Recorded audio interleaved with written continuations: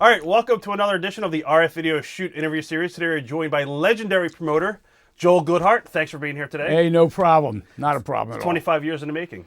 A long time. been a long time. January 18th, 1992. Wow. That's when I went off the air, and that's when I retired. Okay. Well, we got a lot to talk about. Let's talk about your background in the business. Were you a fan growing up? I was a fan from the day I was start watching TV on 17 and 48. My father took me to the matches one time at the Philadelphia Arena, Right. 46th and Market Street, and I was hooked.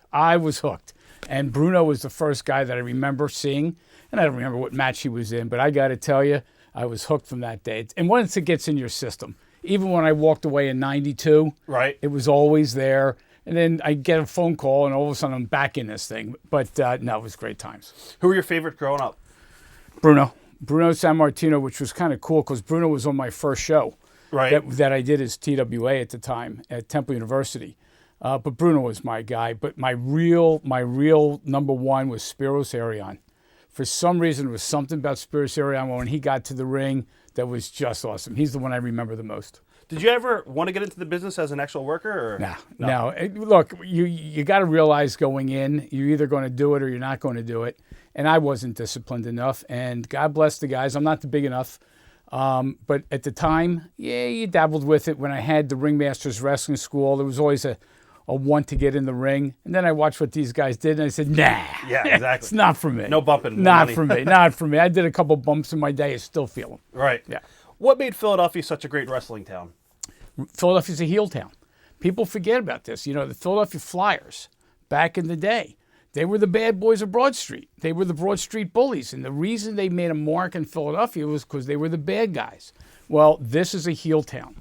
And you can travel all over the East Coast, and somebody like Hulk Hogan gets cheered in one town and goes to another town and gets booed. So Philadelphia was a heel town, and the heels always got over big time in this town. And so Philadelphia was just prime for this. And the one thing you know about Philadelphia is a city of neighborhoods. And you could do a show in one neighborhood and get one reaction, go to a different neighborhood, a completely different reaction. It just worked. It just worked. Were you at the very first Crockett show in Philadelphia? I was at the very first Crockett show in Philly. What did you prefer over WWF? Oh, or... there was nothing like it. I mean, the Crockett shows were awesome. The bash at the Vet Stadium was awesome. I will tell you, it's interesting. When I went back in the day, it was the WWF. Right. Then it became the WWF. And at that point, you started seeing the shift. And I think the shift opened up for guys like me. You would go to the matches, and it was entertainment.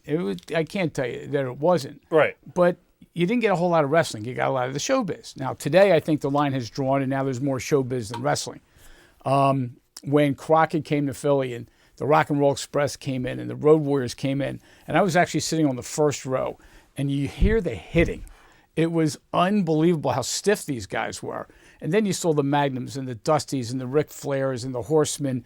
My license, I don't know if you remember this. My license plate on my car was 4HRSMN, the Four Horsemen. I do remember that. Okay, and I know Apter took a couple pictures of it in Napolitano. I think the picture showed up in a couple different magazines. I would drive around the area because I wasn't a full-time promoter. I would drive around the area, and it's amazing how many thumbs up I got because they read the license plate. They had to pull up. They didn't know who it was, and they would give me a thumbs up. Right. Wrestling was huge back in the 80s. That's it. But the heel side of this business is still in Philadelphia. It still works. Definitely. And the groups like the Four Horsemen, I mean, people would come to the matches. Those guys had the worst win-loss record of anybody in professional wrestling. Right. Vince always talks about the record books. Those guys couldn't win a match.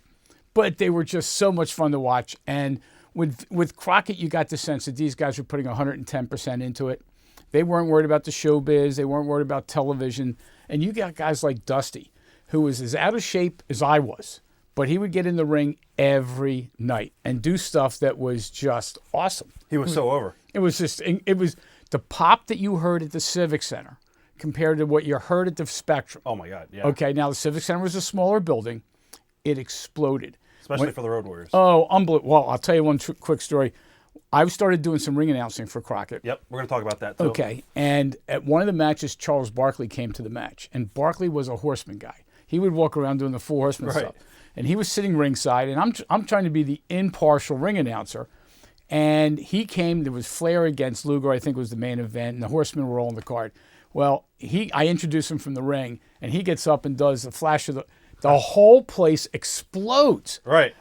Everybody was a Horseman fan. Oh, It yeah. was unbelievable. But when Dusty came out, he always got applauded. Big time. Okay? And he was against people recognized the talent that he had. Why do you think Philly was such a bloodthirsty town? I just think it goes by towns. There's certain things. I'll give you an example. When I was doing my shows at the Philadelphia Civic Center, I did a match. I don't know if I think it's on tape.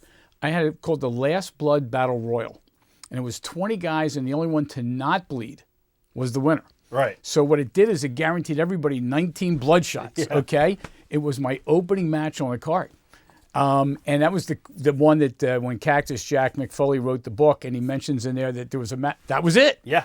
The city of Philadelphia was always a town that was into that because I think the city of Philadelphia, the fans just want it to be real, okay? And that stuff just gives them that impression that this is real. And I got to tell you, some of these guys, it was real. Definitely. It was real. There was some nasty stuff going on in the ring, and people didn't realize it. But this stuff was real. Let me just take this phone off. Sure. And I'll edit this out. I always mean to do that. Take your time. Gives me a chance to check my phone.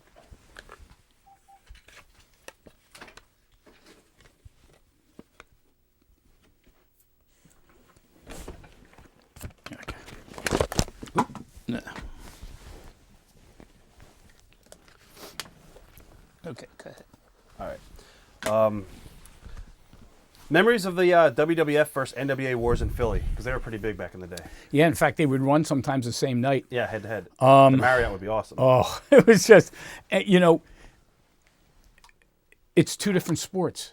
I don't care what anybody says, and I know, with the WWE now, you can't even call them wrestlers or superstars. Right. It's a different world. People in this area, sometimes some people will go to Reading to see the Reading Phillies. They'll go to Wilmington to see the the Blue Rocks down there. It's baseball, and some people will only go to see the Phillies. People have to recognize, or did recognize, that there were two totally different sports. And the WWE was always flashier. It was bigger. You had guys that were bigger than life. You had the Randy Savage. I can go down the list. You know who they are. With Crockett, it was just your next door neighbor in the ring. Okay, it wasn't the flash. They were just interested in getting to know the personalities. I compared a lot to NASCAR. There are NASCAR fans, and then there's Dale Earnhardt fans. There's Jeff Gordon fans. There's Kyle Busch fans. But then there's certain people that are just NASCAR fans. Wrestling fans were Crockett. Hulk Hogan fans, Randy Savage fans, the people that were into the individual wrestler were more on the WWF side. Let's talk about the Squared Circle fan club. Yeah. What year did that start? Yeah, well, I'm going to take a guess. You want to know something? I bet you I'm going to look back and say it was 86, 87. Yeah, I think it's about that. Something around that time. And it was actually started, it was really weird. I mean, if you go back in history, I had two partners, Carmela Panfil and Paul Panfil. Carmela and Paul. Carmela was the one that was more involved. Paul was her husband. Right. And I got to them. I'm in financial services as a real career, and their accountant had suggested I go talk to Paul and Carmela. So I go to Paul and Carmela's place. We sit down, we talk, we take care of business. And at the end, Paul says, by the way, if you ever need tickets for anything, that's what I do. I can get you tickets. Right. So I said, it's always good to have somebody that can get you tickets. He says, what are you doing Saturday night? I said, why? What are you asking? He says, well, there's wrestling, and you want to go to wrestling. I said, sure. Okay. Right. So sure enough, Paul had front row seats. All right. And we go to the wrestling matches, and I'm hooked again. Okay. You just get into it.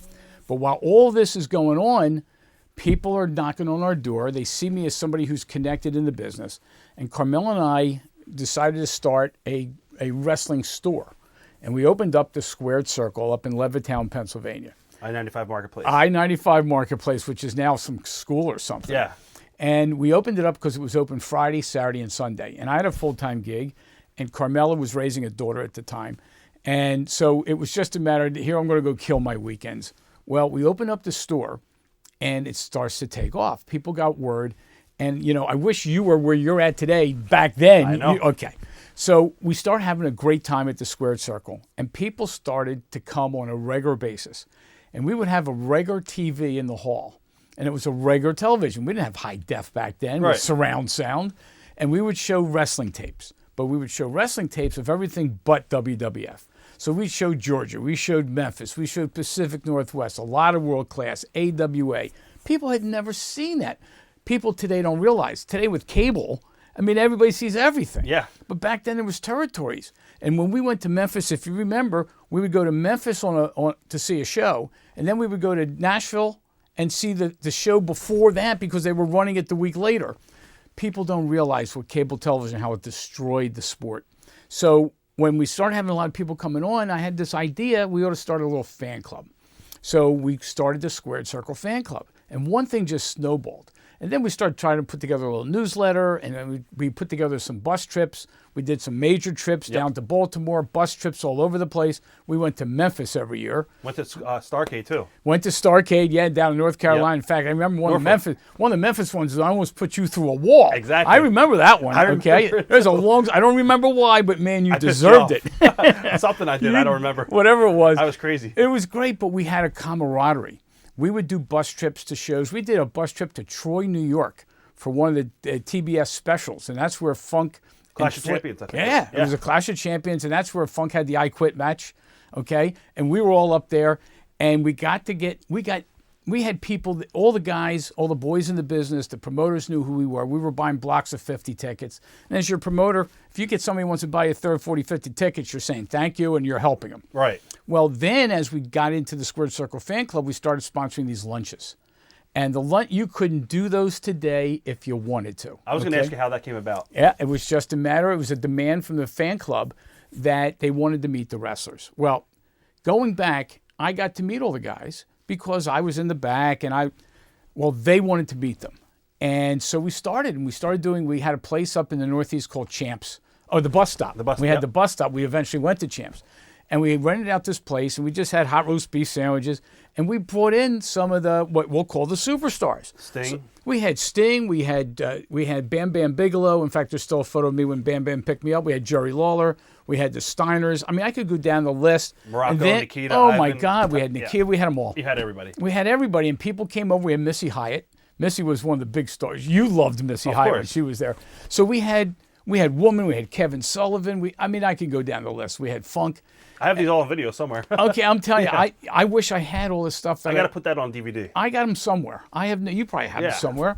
And what was amazing was at these lunches, they would get up and the people would ask questions, and they tried to keep their gimmick, but at the same time, we had Abdul the Butcher. Okay, how the hell do you bring Abdul the Butcher into a luncheon? Right. Where, he's supposed to be from the Sudan, and he's a Canadian, okay? He's dressed up in a suit. He's dressed up in a suit and tied with a vest. Yeah. I remember, when we had the Blackhearts with Luna Vachon. People forget. You had Muda and Gary Hart. I had Muda and Gary Hart. I can go down this list when I had Lex Luger. I had Ricky Steamboat and Bonnie. Oh, Bonnie was tough. Bonnie was tough. She's the businesswoman. Oh, my God. When I got him in, he only wanted to go to a hotel room to get shaped up. We went to the Roosevelt Motor Inn on the Boulevard in Northeast Philly, which is a flea bag of a hotel. And he took a quick shower. She only had it, and she had to put her makeup on. Then we go to lunch. We had 25 fans there. You would have thought he was going to be on television. Right. But I got to know all the guys. We did a black tie dinner for Ric Flair, okay, which I still do have on the video. And I could tell you stories after stories. There's some phenomenal. You ready for this one? Definitely. I don't even know if you have this on your list or not. No, go ahead. The night of the Flair black tie dinner, Flair was not even on the card. The main event was Ricky Steamboat against the Iron Sheik. Oh, talk about him, okay? Right. But he was ready to fly. He was going to fly back home because he had a week off. Right. We put this together, and he just changed his flights to be able to leave from Philly. We're in a limo. I rented a limo down in Baltimore. In the limo, this is phenomenal. Jim Ross, the Steiners, the Road Warriors, Flair, and me. Okay?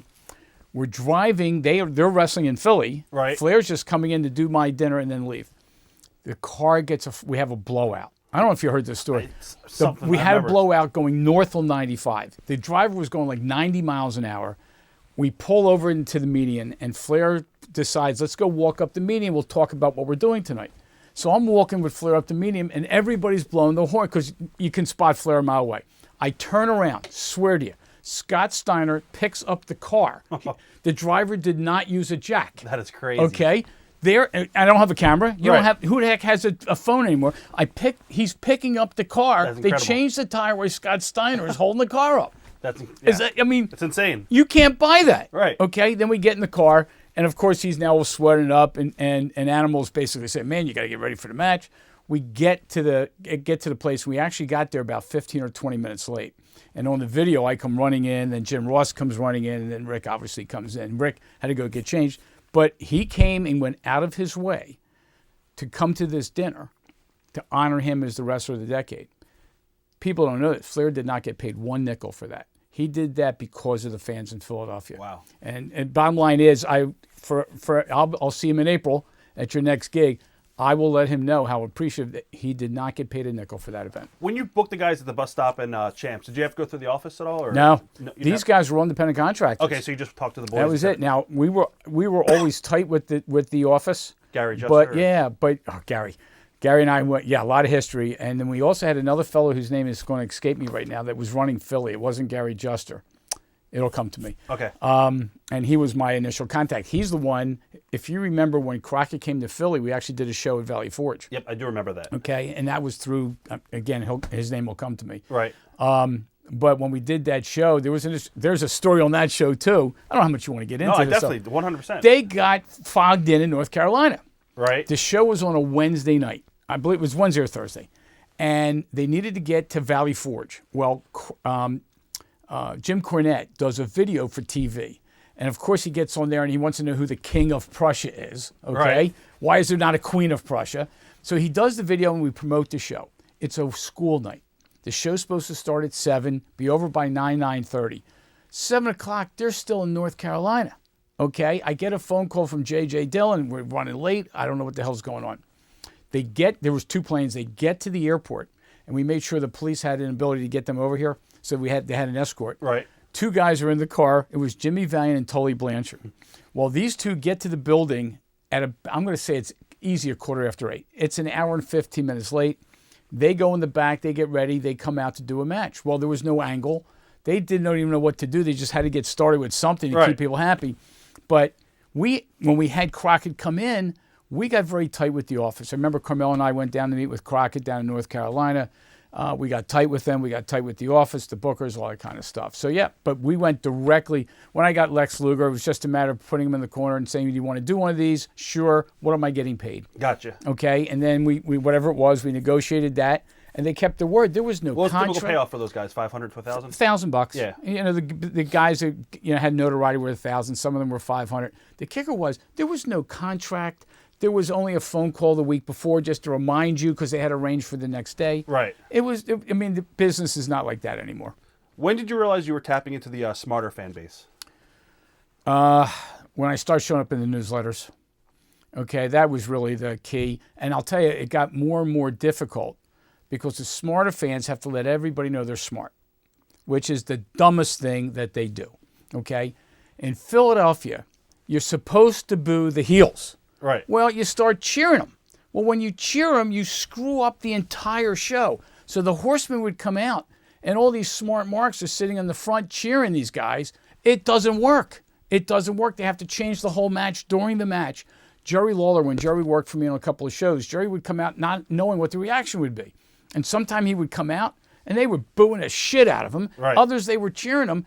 They changed the match in the ring because Funk Lawler, they didn't know how the reaction was going to be. So the smart marks, I'm telling you, they screw up everything. And they think they got to let everybody know that they know something. If you're really smart, you don't do that, and you play along. These guys that think they have to advertise, oh, I know this one, I know that. Guess what? Gary Hart's real name is not Gary Hart. Who the hell cares? You're there to participate. What the fans don't realize is they are as much a part of the show as the show. But when they do it the wrong way, they screw it up. They really do. Now, how long was it until after the fan club that you got the idea for the radio show? And how did the radio show come about? Well, the radio show came about wasn't my idea, wasn't Carmela's idea. We were at the Squared Circle in Levittown. Right. And somebody comes into the store, name totally escapes me, and says, did you ever consider doing a radio show? Well, no. Who the hell ever did? I didn't take communications class. Right. So they came in, would you consider doing a radio show? And we said, hey, that was enticing. So here's the deal. It was with WTTM in Trenton. And WTTM back now, this is 86, 87, 88, whatever it was $75 for the half hour. And we would do the show. Carmel and I would drive to Trenton, New Jersey. That was in an apartment building. This thing was third floor of an apartment building. Right. And we would do the radio show. Well, we decided to do the radio show. We figured we'd advertise the store. I mean, that was the whole purpose behind this thing. So we signed a 13-week contract, if I remember correctly. It was $75 a week. We had no advertisers. And Carmel and I, it was snowing. We'd drive to Trenton. Right. And then we would go to the store. We were on Saturday mornings, something like 7:30, 8 o'clock. All of a sudden, we started getting listeners. They started promoting the show. The station did not reach Northeast Philly. So it was really stuck in Levittown, Trenton, and that kind of area. And all of a sudden, people would come into the store. And then I think one time we actually offered a 10% discount if you mentioned the show. And we were busy that day. Now, keep in mind, I was never a retailer. Right. Carmel was never a retailer. So we just had the store. But we started to get a following. And I look, there's a lot of podcasts now. There's a lot of radio shows. I think we were one of the first. Without a doubt. And when Wrestling Radio took off, we were at WTTM in Trenton. And then at some point, and I don't remember when it was, a year or two into that, we actually got a phone call from a former client of mine who's since passed away, a fellow by the name of Roger Crone. And Roger was working with Frank Ford at the time, who's since passed away. And Frank Ford had a radio station in Society Hill called WDVT, Delaware Valley Talk. And Roger wanted to know if we wanted to buy time on DVT. Well, I'm sitting back thinking, wait a second. It's one thing to be in Trenton and north at Bucks County. It's another thing to now be in a station in Center City. So we hooked up with WDVT, and we were on Friday nights and we were on Sundays. Now, the one thing with DVT is it had a weak signal, but you got into all of Philly. All of a sudden, on Sunday mornings, people were coming out to the station. Is this by South Street? This is on Okay. South, right Yep, off of I South remember. Street at Head House Square. Yep. And everybody would start coming around, and then we start having guests. Well, when the guests start coming in, that's when people start lining up. But people could see through the glass and watch Carmel and I on the radio. It was hilarious. And we would go to the South Street Diner for breakfast, and people were meeting us at the South Street Diner. We started to become celebrities. Without a doubt. And what was really cool was this radio show thing just kind of took off. Well, we had no advertising money. It wasn't like so we were spending at that point a couple $100 for the station at WDVT. Then I get a phone call from Roger, and he tells me that WDVT is going off the air tomorrow. So we didn't even have a chance to sign off with our fans. Well, I went to high school with a woman by the name of Betty Berneman. And Betty Berneman at the time was on WIP radio.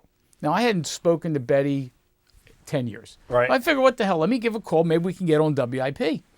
I call for Betty Berneman, and a guy answers the phone. And I asked for Betty, and he said, well, unfortunately, she's not here. She was in a car accident. Can I help you? I said, yeah, well, my name is Joel Goodhart. I was on your WDVT Wrestling Radio. And the guy on the other end of the phone says, Joel, tell me you're calling to come on WIP. I said, yeah. It was Tom Brookshire answered the phone. Wow. What are the odds, okay? That's crazy. I set up an appointment to go out to see Brookshire, and I meet with Brookie, and I meet with another fellow who was some president of WIP. Brookshire became friends with Dusty Rhodes many years ago. They were on a plane together. He had listened to the radio show. Well, within 3 weeks, we were on WIP, and we had a 4.5-year run. I believe it was 4.5 years with WIP. So the radio started because an advertiser, somebody selling advertising from WDVT, said, why don't you try the radio? That's crazy. Is that amazing? Now, when was it your idea to actually promote your first show, your indie show? That was actually Carmelis. Okay, now this is at Neshaminy High School, right? In Neshaminy High School, main event, Dominic DiNucci against the mighty Igor. Yes. Okay, that would not sell 2 tickets anywhere, but on that show was Shane Douglas. I was there. Okay, Troy Martin. Yeah. Larry Winters was there, and Larry and I obviously became really good buds. King Kalua was there. I mean, there was a bunch of guys there, but Carmella was very, very close with Dominic DiNucci and Bruno. And Dominic and her had kept in touch. Well, anyway, long story short, Dominic was the first booker for our show. We put this show together at Neshaminy High School. Now, you can't get to Neshaminy High School unless you know where Neshaminy High School is, okay? I think we had more people tell us they didn't get to the show than actually came to the show because they couldn't find it. We had a show, I think we had 125 people. It was in a high school gym at Neshaminy High School. And at the time, Troy Martin did a hell of a job. You know, I saw him at your thing last year, and we got talking old times about how it was one of the first, because he was trained by Dominic DiNucci. Mighty Igor was so out of shape. Dominic was trying to carry him, and Dominic was an old man at that point. Yeah. So, yep, that was the first show in the Chamonix High School. So that was really Carmela's idea. Now, you also ran Valley Forge Yep. before the NWA show. Yep. You had your own show. I think Brody and Abby. Brody and Abby was the.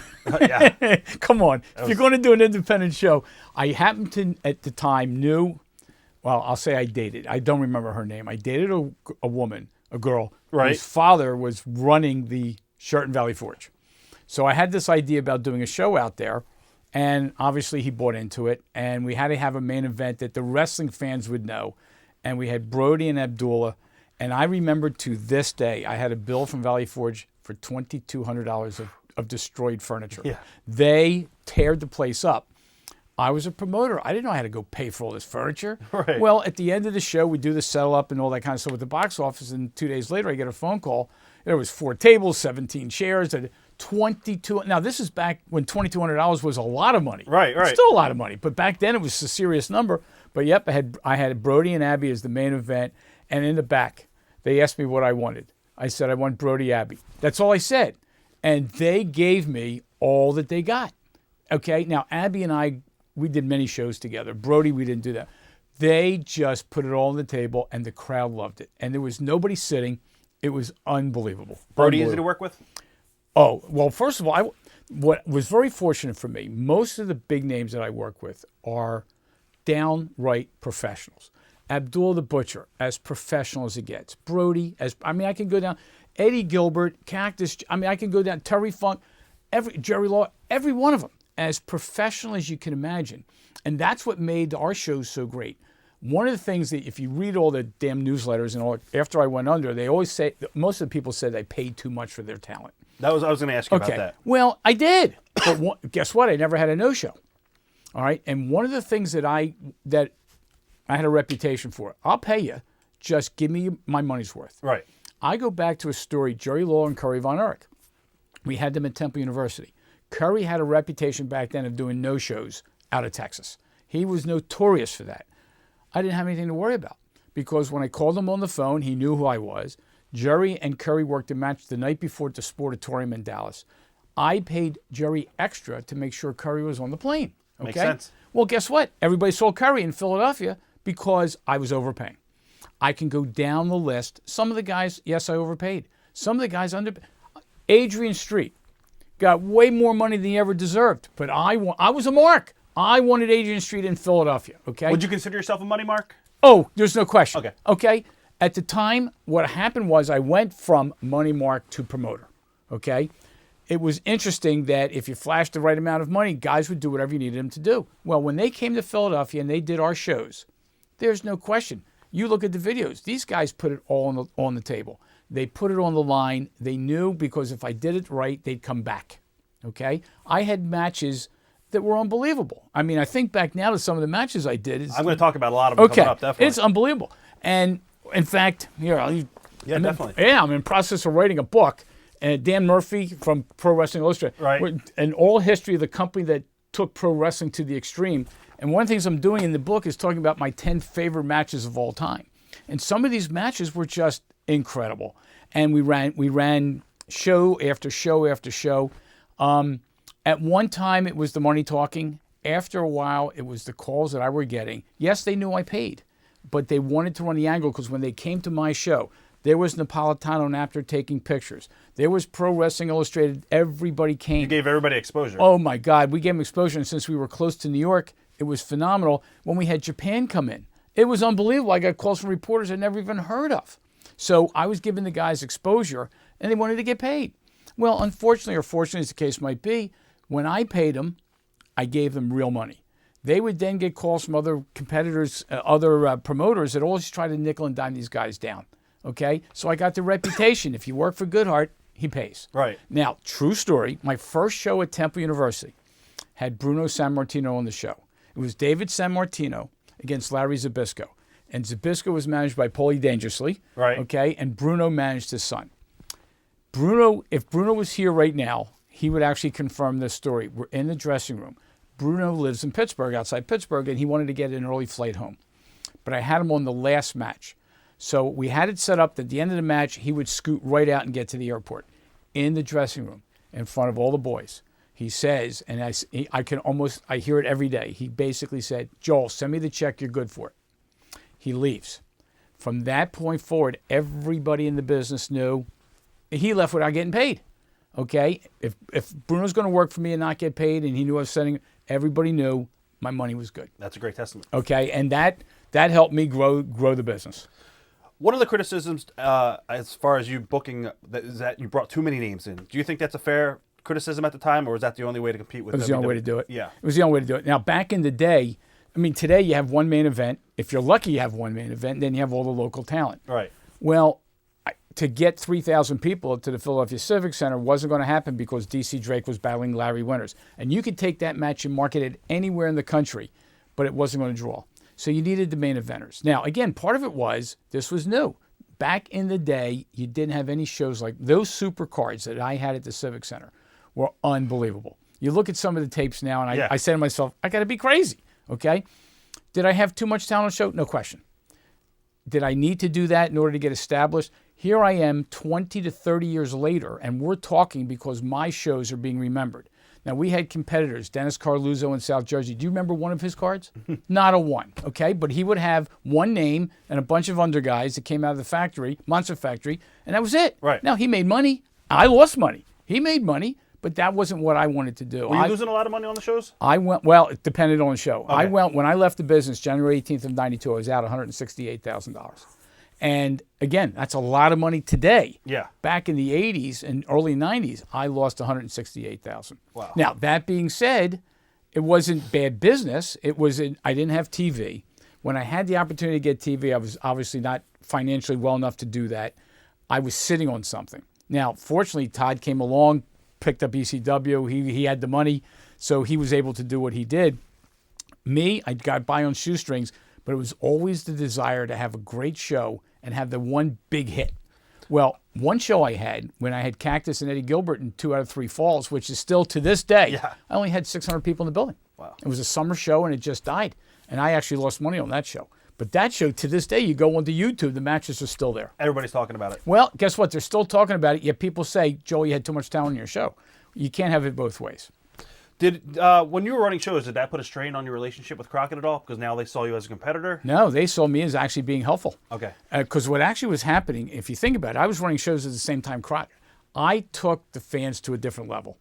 Crockett was not going to succeed because of Vince's people. Vince's people were not coming to Crockett shows. Right. My people were going to Crockett shows. So Crockett they cooperated every step of the way. Did you ever try to talk to Vince at all, or WWE? I met Vince one time. Up in New York. It was Hulk Hogan's birthday party. Now, what's really weird, Hogan is 11 days older than me. Right. Okay? So I'll be 64 in August. Hogan's going to be 64 in August. They were having a birthday party. Well, we were doing a lot of the promotion in our store with all the Hulk Hogan dolls and whatever. Right. So one of the companies called us up and said, would you want to come go meet Hogan? So I said, sure. So Carmel and I go up to New York, and there's Hogan. You don't realize how big these guys are. I mean, that was the one thing, I think about it now, these guys were just huge. And I'm not talking about tall. I'm just talking about thick. Oh, yeah. These guys are just thick, and you never realized how big Hogan was until you stood next to him. And then you looked at the arms and you went, oh, my God. Oh, my God. So that's the only time I met Hogan. What led to you and Carmella splitting up? Carmel had the family. It was interesting. At the time, I was going through a divorce, and I had 2 sons, but I wasn't the mother. And Right. Carmella was being an excellent mother. When it came time to expand a little bit, it became a financial imposition for them. So it was a combination of Carmella doing the right thing for her daughter, clearly, and the financial. Okay. Do you remember your show you had with Don Morocco and Dr. D. David Schultz? I believe Yeah. It was in Newark. Yeah. Memories of that night.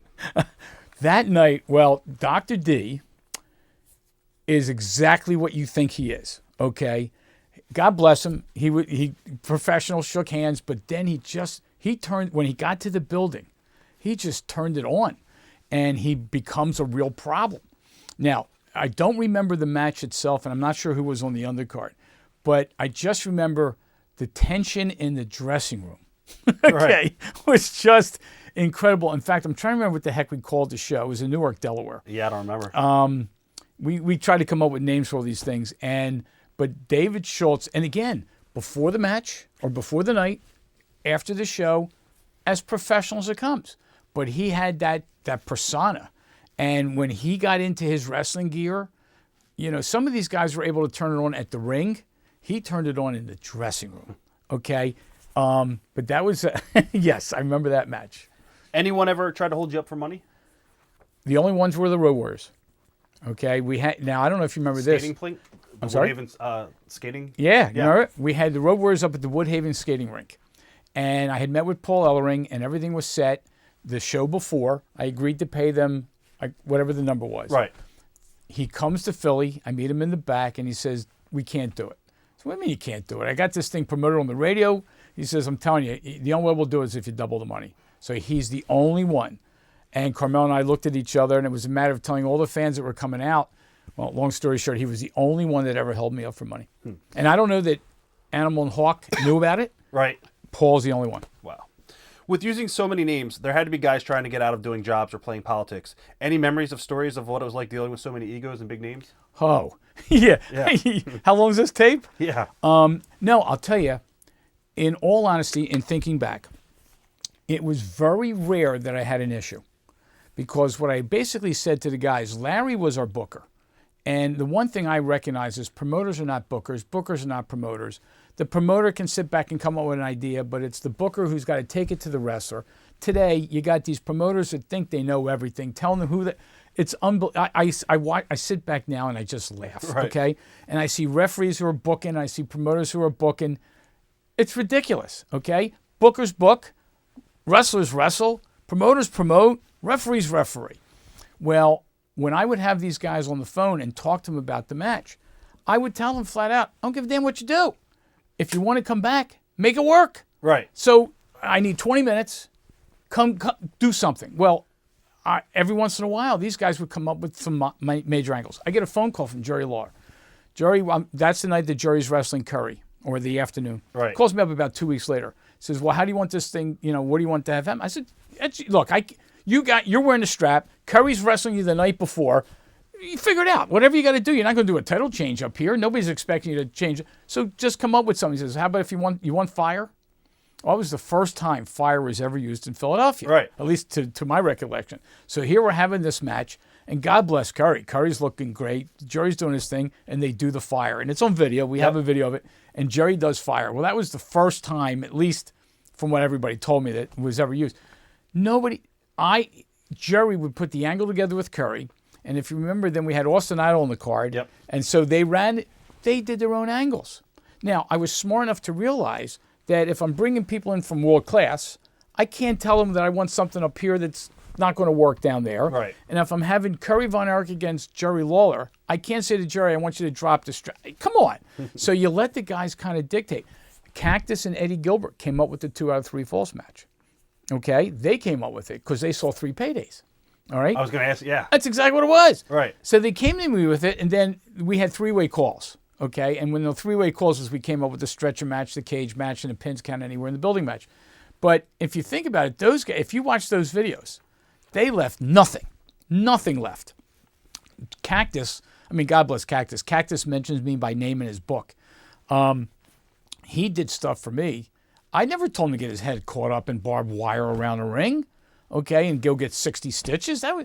These guys, they were able to put their own match together. They would meet with Larry Winters, and talk about what they were going to do. Was Larry your booker? Larry was the booker. Okay. Okay? And again, I was smart enough to realize promoters don't book. All right? It's got to be one of the boys telling one. So when the conversation would start, they would come to me and say, do you mind if we do this? Do you mind if we do that? Every time they came to me, it was phenomenal. Abdullah comes to me because he wants to kick my ass. Okay? And there's a video of me getting my ass kicked by this guy. I got to tell you, I didn't feel a thing. Okay? Professionals. And that's the one thing that I think is really missing from the business today. Today, it's all high spots, and these guys come to the ring. The first match, people are flipping off of ropes. I used to have a philosophy in my shows that the first match was phenomenal, and then we took a step back and built it up. Because I wanted the people that got there late to miss a good match. Right. Okay? I wanted them to be early. But today, every match, they think, all these guys think they're all superstars. They all think they got to do it all. And what's scary is the talent that's in these independent promotions today is awesome. Oh, yeah. These guys, look, they're way better than anything I ever put out. And I had a reputation between Johnny Hotbody and Tony Stetson and DC Drake and Larry Winters. I go to some of these shows now, and I see the Chris Wilds. This kid, the only thing wrong with Chris is he's not 6'3", okay? This kid puts it on every day. Yep. And he just is phenomenal ring. You look at the Bobby Shields. I mean, I could go down the list. It's just phenomenal how some of these guys put it, and they get paid nothing. They get paid very little. So running angles with these guys and finishes, those guys knew that if they ran an angle, they'd be back for the next show. Okay? So they loved the idea of coming back to Philly 3 or 4 times.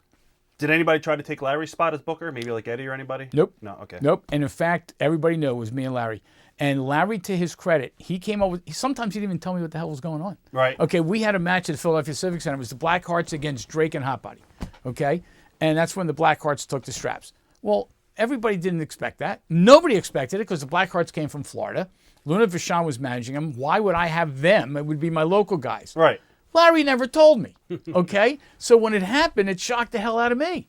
Well, that's the relationship Larry and I had. He was my booker and actually surprised me. Right. Okay? Now, I took all the credit. Okay? But it was unbelievable. And those guys, especially the Blackhearts, because they really took that. And I saw Gangrel last year at your event. And, of course, he starts telling me the stories because he was obviously one of the Blackhearts. And think about this one. Luna Vachon, manager, worked for me.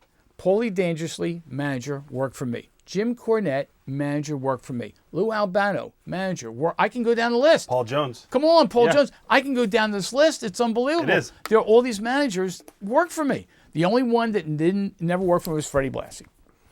You mentioned Dennis a little bit earlier on, Dennis Carluccio. Did you have heat with him a lot, or was it just... It wasn't heat. It was professional heat. I'll call it that. Yeah. Dennis ran shows in New Jersey. Now, think about this. Today, you go to New Jersey on a Saturday, there's 10 shows in 10 miles. It is unbelievable. And they all have 65 to 80 people. Yep. And they're making money, God bless them, because they're paying nothing to the guys. Right. But there's so much competition. Well, Dennis tried to ride my back a little bit. And some people say I rode his back a little bit. Dennis had shows, the big show he had for Robinson, he had all my stuff on it. Right. So it was one of those things. It was professional heat. Now, he was in the insurance business. I was in the insurance business at the time. So there was nothing, I mean, it never got to the point of being nasty. Right. I mean, he was in bed with Larry Sharp in the Monster Factory, and we had Ringmasters Wrestling School. So there was competition. I'll say it was friendly competition, okay? I mean, since Dennis passed away, God bless him. Did you guys ever work together at all? Or was it we always... worked together. There's some shows. Well, I'll give you an example. Dennis was one of those guys, always had to be there, okay? So I did shows at Temple. He's sitting at my front table. Right. Okay? Austin Idol comes running out of the ring, and Dennis runs after him. Excuse me, okay? You got in there for free without buying a ticket, but he's got to be one of the guys. Right. Well, Dennis was...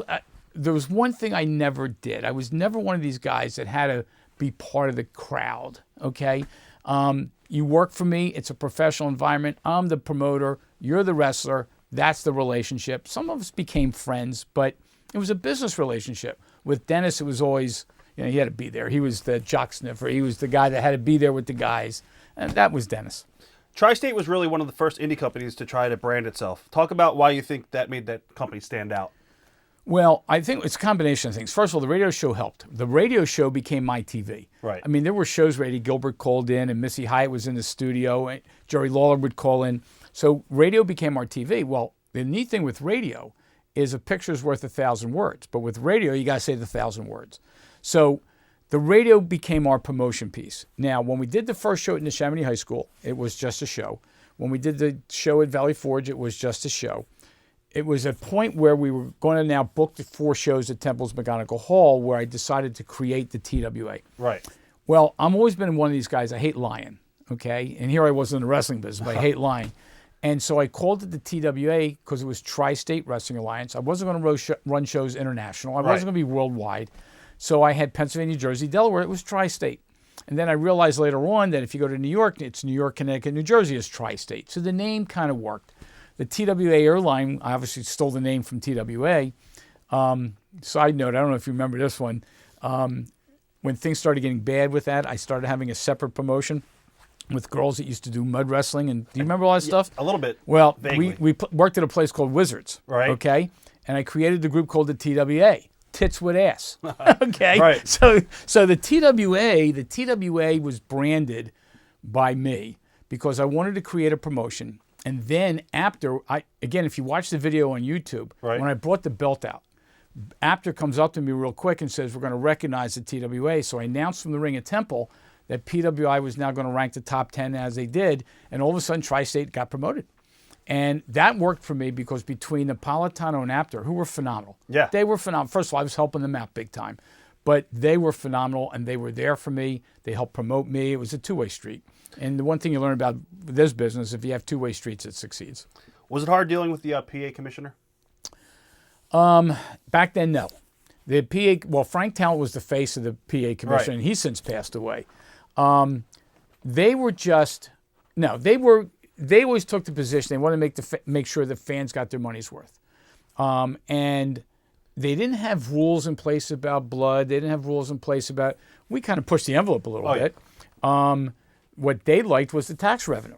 And it killed me, absolutely killed me, because they were the ones collecting checks. We had to go have an ambulance and a paramedic service. And back in the day, that was $100, $150. Today, it's like $300. Yep. But I never really had an issue with the commission. What I had, they would come in, and Frank would be in the back saying hello to everybody. Get the hell out of the dressing room. But no, he had to go have his picture taken with them. So from that standpoint, it was a problem. But no, the Pennsylvania State, the commission was fine. Now, was it in between the bigger shows that you're doing, the smaller shows at the car agencies and stuff like that? The car agency. You ever hear that story? No. We did a show at Norristown Ford. Right. True story. I was there. Okay. Tony Stetson gets thrown out of the ring, I think by Johnny Hotbody. But Stetson falls out of the ring and steps on somebody's foot. Steve Carino. Okay? Steve is this big, and lo and behold, Steve Carino to this day says if not for Tony Stetson, he would never become a wrestler. Okay? Well, when we had the big shows at the Civic Center, you had to run spot shows. Otherwise, it'd be 3 months between shows. And all of a sudden, I started getting calls from some charities. We started running some shows. And one weekend, we actually had 3 shows in one weekend. Right. Which unbelievable how I did that. I'll never understand. But it worked. So we started running some shows, and we did shows up in Northeast Philly, and we did in Westchester. And I can kind of, today, those shows, if I had a circuit today, you could still, to this day, build a circuit where you wrestle every weekend, Friday, Saturday, and Sunday. It's 12 shows a month. You could do that. The problem is that there's not one promoter talking to another promoter. Back in the day, it was, quite frankly, it was me, it was Caroluzzo, it was Gino Moore up in Allentown. I mean, there was 1 or 2 guys in every area. Right. Today, I kind of read this stuff, and I look on Facebook, and it's like 12 shows within 10 miles. So that stuff never happened back in the day. I was going to ask you, today everyone goes on Facebook and thinks they can draw. You had the radio show, but talk about what was done to promote the shows locally that may not be done today by indie promoters. Well, that's the issue. Today, well, you know what the problem is? Promoters today aren't promoters. Yeah. They put on a show, they put out a card, and they think, oh, that's it, I'll open the doors, and then when they have 82 people show up, they want to know why. So what do? They put up posters, they hand out flyers. That hasn't worked in 50 years, okay? It's all about getting into the community and letting people know. So if you can have a show at a community center that isn't in a local neighborhood, and nobody's going to walk to the show. So you got to get people to get in their car to go to the show. And then you give them 50 parking spots, and people have to park 3 blocks away. What we did back then was word of mouth. Even today, there's one rule of thumb is you create an event and then you market to the event. Well, the key there is market to the event. So we were able to use the radio show, and that helped a little bit. But we would tie into some charities, and the charities always thought the big game. Oh, we could sell 100, 200 tickets. Then when they have 12 tickets sold, they have a real problem. So we got into the charities. We got to the youth associations. We did shows at Max Myers Playground. We did one show, if I remember correctly, in Northeast Philly, the Tabor Rams, the youth group, Ram, whatever we call it, Rambler or something. We started running shows, but I got to the point where those shows were a big problem because they all wanted the big name, but they didn't want to pay for the big name. So in the business, you either have a sold show or you have, well, the sold shows were expensive. And we had Paul Orndorff, so the youth group up wanted Paul Orndorff on the show. So if I remember correctly, we had Paul Orndorff against Buddy Landell, and God bless Buddy. And Buddy was there for me whenever I needed. But that was, I go back, I could tell you story after story. These guys, if I called them, they all said yes because they knew they were getting paid. Right. B, they were coming on an airplane. I wasn't telling them to take a bus for 12 hours. And I treated them right. But when they got in the ring, they gave me everything they got. It was a fair exchange. Everybody did work hard. Oh yeah, and those when we used to do the shows at the Philadelphia Original Sports Bar, which were shows in a sports bar, I had Cactus on that. I had Buddy Landell on that. Okay, people Right. forget Buddy Rogers. We did a press conference there, so we got a reputation. But those little shows, well, I tried to make them as good as I could get based on a limited budget. When did you launch the TWA school, and who were the first trainers? Well, Ringmasters Wrestling School, it was the name of the school. It was actually Ron Shaw and Larry Winters were my two trainers. We were actually partners, 1/3 each. I think it was 1/3 each. And it was Larry and Ron. Well, I have no idea what happened to Ron Shaw. I've looked for him. I just disappeared. I don't even know, God bless him. I hope he's still alive. Larry has obviously since passed away. Larry and Ron every night was at the Ringmasters Wrestling School. One of our first students was Sandman. Okay, and I can go down the list, Sandman and Glenn Osborne. I mean, I can go down the list. JT Smith. JT Smith.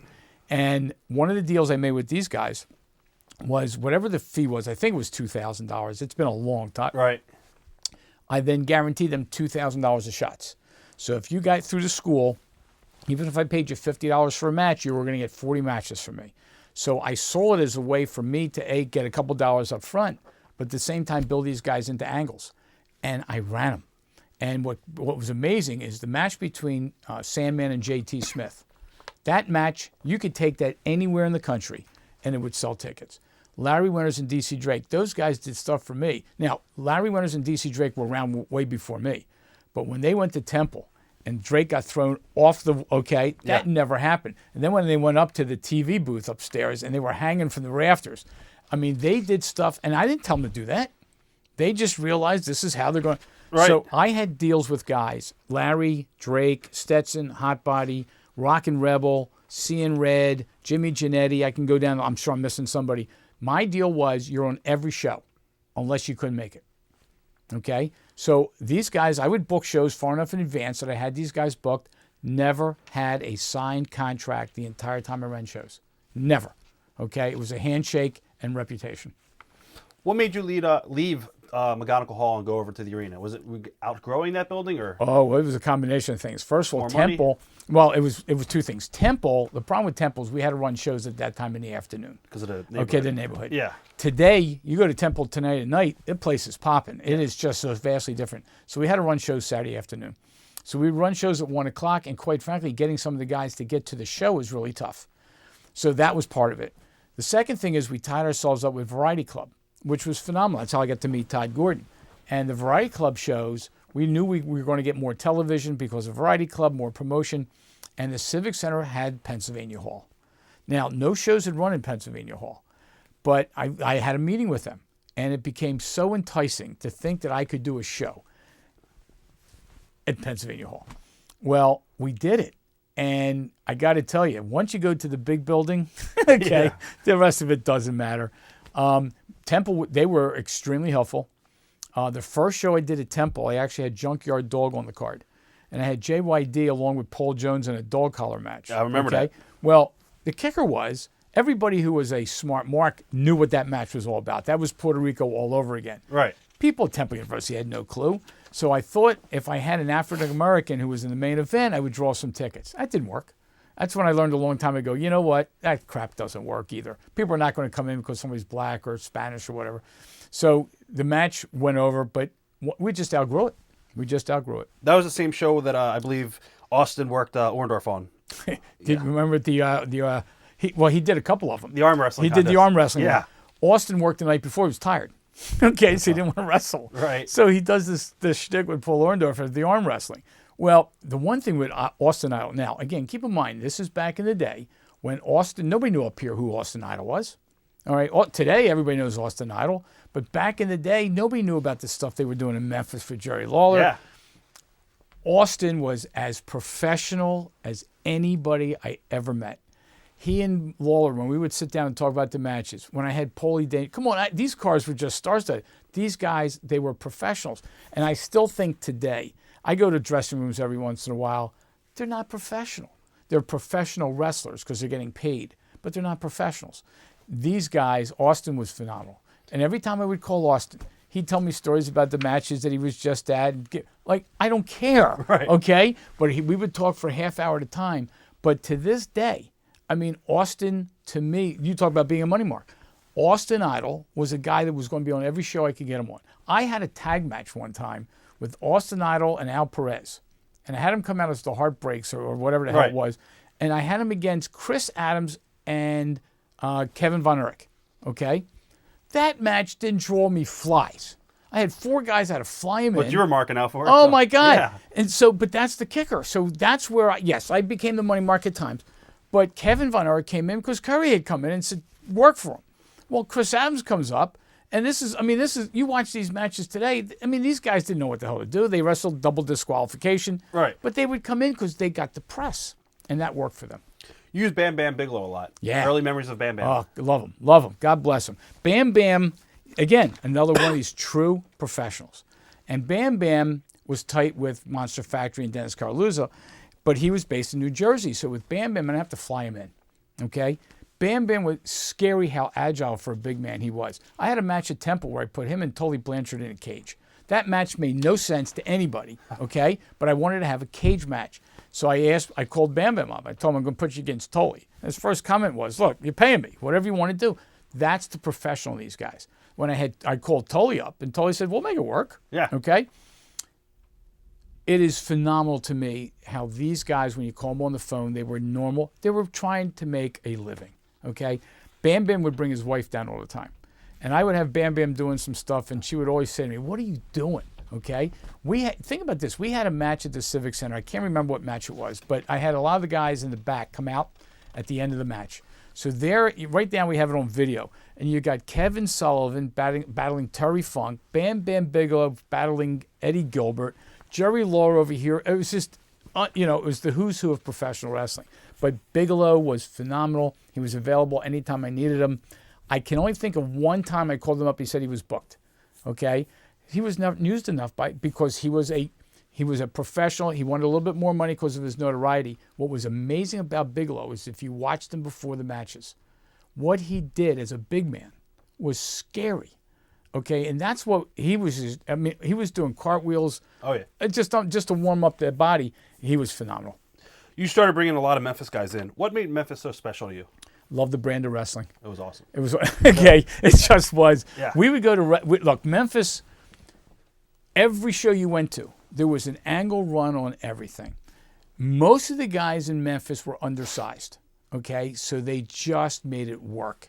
Now, what was actually neat about Memphis is when we would go down to the Memphis shows. Okay, you got to know the guys. They were just normal human beings. Yeah. Okay. So you get to know the Jeff Jarretts, you get to know the Jerry Lawlers, you get to know all these guys. And what you realized was they had a circuit that was working. I wanted to recreate the Memphis circuit. Just do it up here, okay? The one thing that they had was Jerry Lawler was so over. It was ridiculous. And wherever Jerry went, he would be able to sell tickets. Well, we tried to see how that would work here with a Larry Winters or a DC Drake.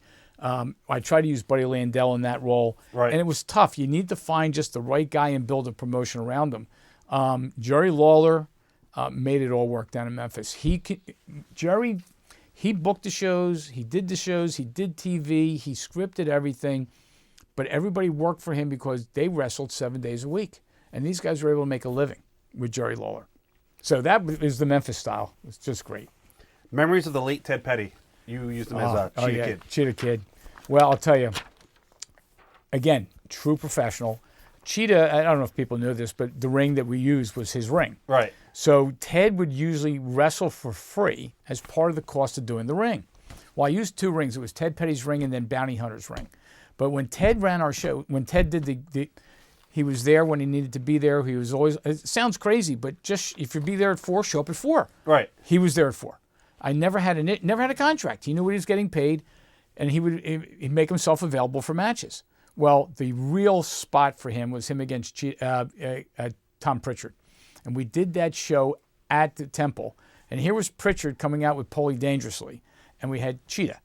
Well, if you watch the match, Cheetah made the match. Okay? He was doing flips outside the ring. Again, another true professional. The neat thing with Ted is he would come up to me before the show, do you need me? If I needed him, he worked. If not, he sat in the back. Okay? He never said, if you're going to use my ring, I have to be on the show. I need to be a main eventer. You got to put me over. The guys back in the day were professional. Now, it was interesting. He knew when he did a show for me, he got paid that day. He never had an issue, never. And if he wrestled for me, it's because it worked. Right. I didn't use him because it was one less wrestler for me to pay.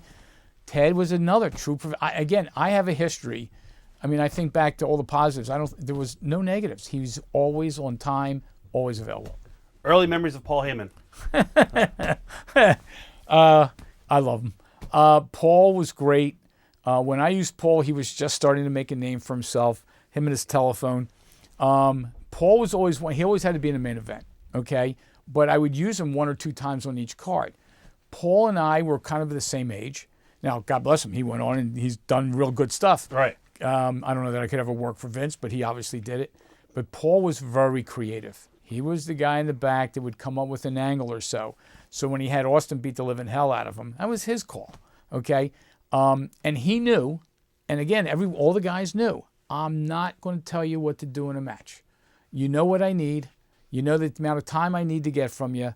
Have fun, okay? And Paul was very easy to work with. Now, I understand going forward, he became a little bit more difficult.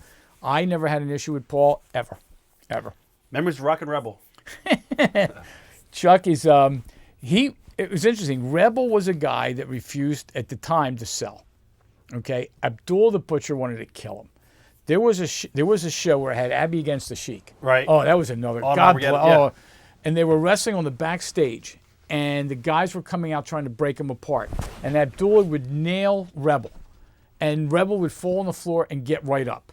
So Abby was getting really pissed. So Abby would go over to Rebel again and nail him again, and Rebel would get back up. He would never lay down. Right. Okay.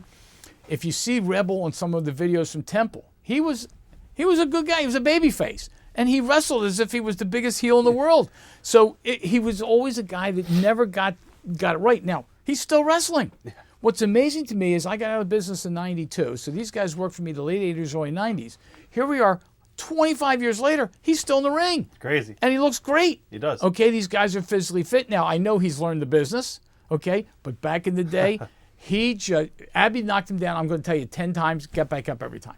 And Abby's just saying, stay down. Right. Sell it for me. Nothing. Memories of working with Terry Funk. Absolute true professional. I worked with Terry. I worked with Dory, but Terry a lot. Terry was a guy you just talk. I'll tell you one. I had Terry Funk and Jerry Lawler in an audience lumberjack match. I don't know if you remember this one. Was Franny part of the lumberjacks? No. But this one, total shoot. Right. Total shoot. We had everybody fill out a piece of paper on the way in. It was a disclaimer. There was no, okay. And we legitimately picked out, I think it was 16 people. Total shoot, okay? So the 16 guys come out. Bob McGee, who does the newsletter, was one of the guys. We have 16 guys around the ring. I'm in the back. Terry's going crazy. We're going to kill somebody. If Jerry and I do what we're supposed to do, we get out of the ring. I said, hey, trust me when I tell you, these guys will... You do what you got to do. Terry comes out, Jerry comes out, and they work that match. It's on YouTube. You got to watch it. They worked the crowd. Terry almost killed one of those guys. Right. Okay? He almost, I swear to God, he was going to kill somebody. Terry Funk, again, you're going to hear this a lot, true professional. When he was available, part of the problem with Terry was he was so damn booked. But he was working for me at the same time he was doing shots for Crockett. Okay? But Terry was a guy, another one. Just put him in the ring. It didn't matter who he was with. Terry gave you everything he got. And Terry did one video. He got his head busted open. Right. And he's in the back. And call 911. Terry was creative. And again, if you think back to the guys I used, all of them were creative. They all had the book at one point in their careers. They all understood the business. And Terry understood if he could run an angle, they're back.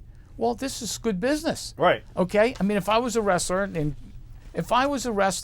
I can make sure that I came back and back and back and the guy that was coming back to was paying me the right way, I'd want to run every show. Well, that's what Terry did. I had Terry available anytime I needed him. Tom Brandy.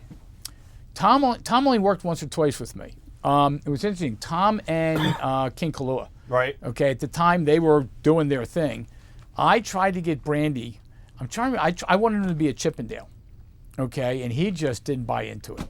And so I had my hardcore guys. I had the Drake Winners and the Stetson Hot Bodies. So I think I used Brandy and Kalua once or twice. He never hit it off with the TWA. What about woman? Nancy Sullivan. You had her with Nancy, DC Drake. I had her as Fallen Angel, Yeah, too. exactly. Come on. I had her as Woman and Fallen Angel on the same show in Philadelphia. She never did that before. She did I don't know if you remember this, we did a bus trip down to WrestleMania in Atlantic City, and she was on the bus with us. You did a lot of them. Oh, I remember yeah. Tommy Rich was on the bus. Oh, one time. yeah. Yeah. It was good stuff. Tommy Rich on the bus was incredible. It was He just drinking wanted how the many whole time. beers. He just wanted how many Exactly. beers I had. Nancy was, I had her managing Drake, okay, along with Donnie Allen, and it just went over. And then we had one match, if you remember, I'm trying to remember who it was. It was Rockin' Rebel with Baby Doll against Drake with Woman, and Baby Doll threw whatever the heck it was into Rebels and made him lose the match. I had these two women outside before it was cool to have two women outside. Nancy, she would come. She'd call me up a couple days before. What do you need me to wear?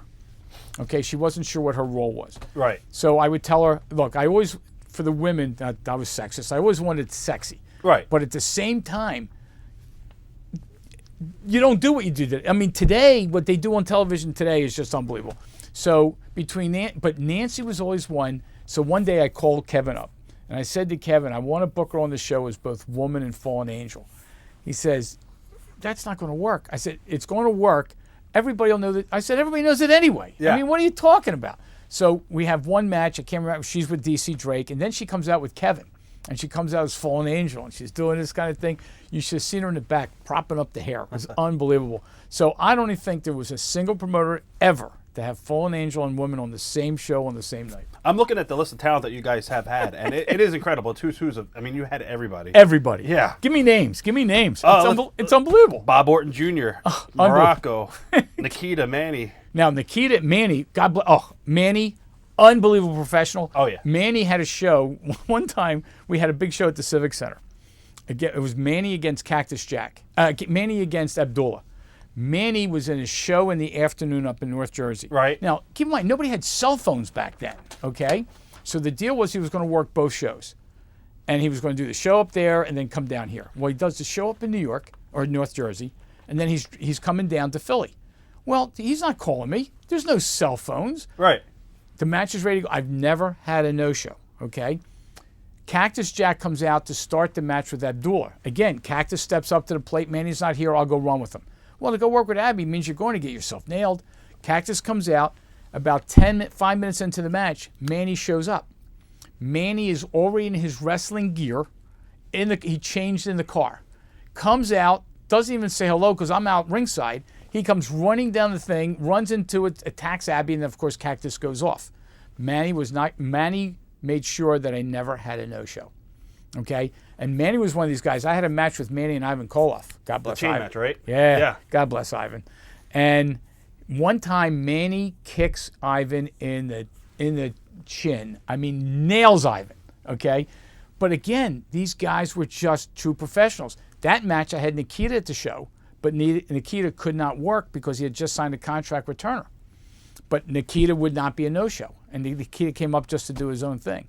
But yeah, I mean, you can go down this list and just name after name after name. Going back to Eddie Gilbert and Eddie Gilbert and Cactus Jack, Yeah. the 2 out of 3 falls. Shortly after that, I believe Foley went to WCW. Yep. And Gilbert was going to get hired, but he didn't want to go into WCW. He said it right from the ring. Yeah. What are your memories of that? Well, he got in the ring, and it's funny. These guys had tremendous mic work. Okay, it was phenomenal. So Eddie asks for the mic, takes the mic, and does a true, honest-to-goodness spot. And he thanks Cactus for some of the best matches that he ever had. You know, congratulations with your work with Crockett, but if I was offered a job and I didn't take it. So he had to get the last word in.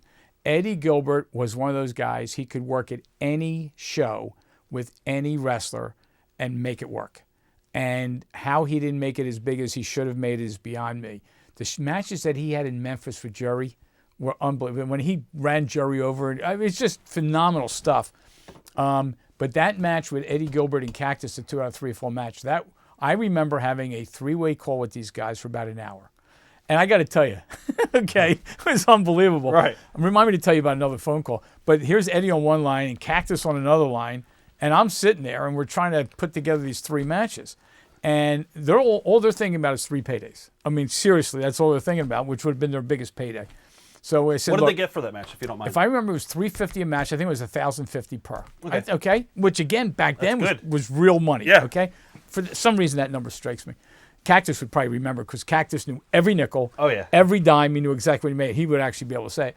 But we scripted in the first one. The pins count anywhere in the building match was phenomenal. We did that match before with those two. It just works. The crowd just loved it.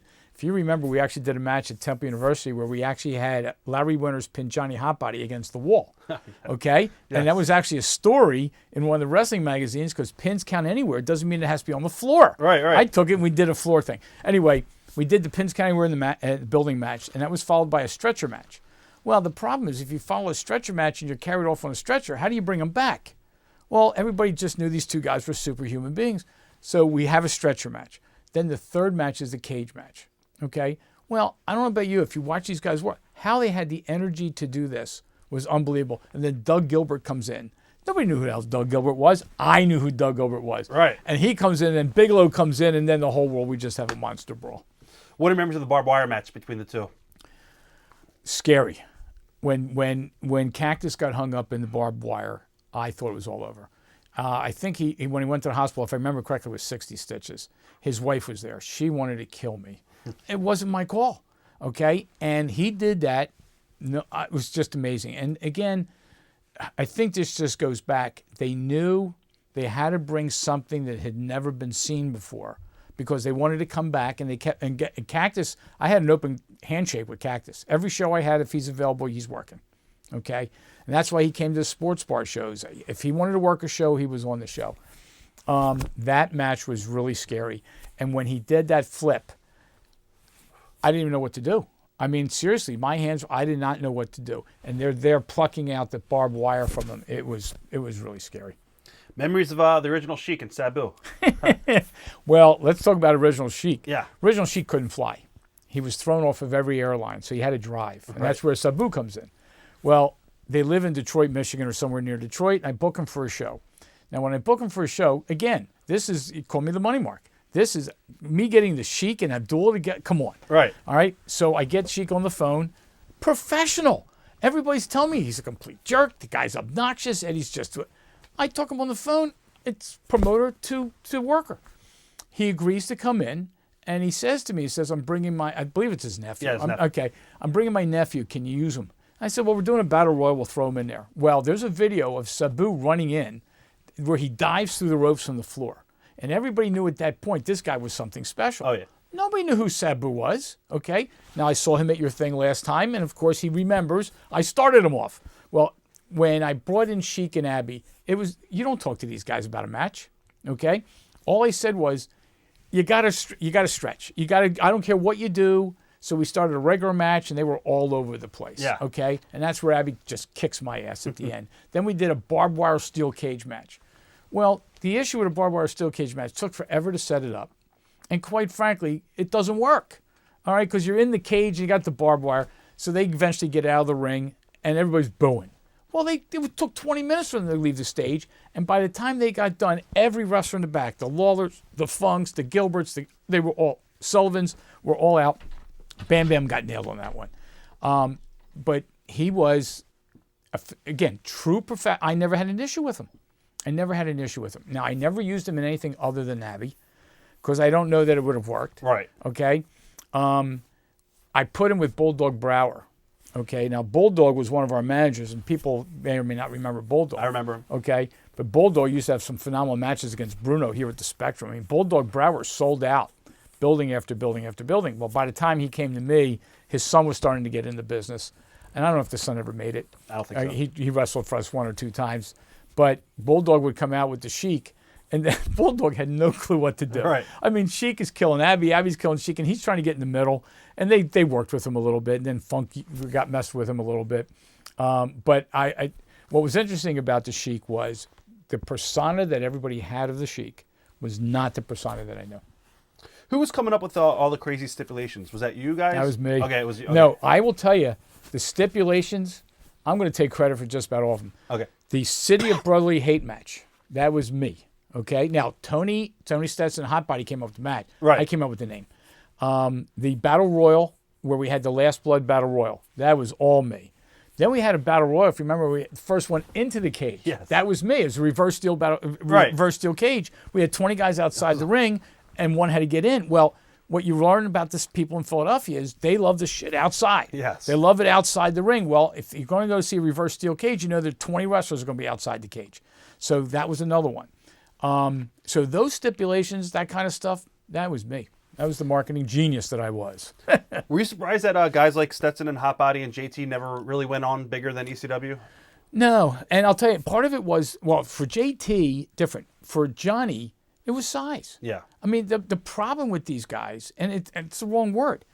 Today, if you're not 6'4", blonde haired, and built like a brick shithouse, you're not getting over.